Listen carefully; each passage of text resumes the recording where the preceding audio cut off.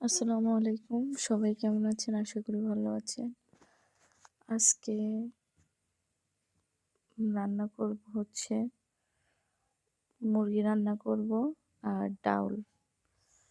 তো আমার রান্নাটা কেমন হয়েছে অবশ্যই জানাবেন। আমার রান্নাগুলো কেমন লাগে অবশ্যই জানাবেন। যদি ভালো লাগে লাইক কমেন্ট করবেন। লাইক কমেন্ট পড়তে ভালোই লাগে, খারাপ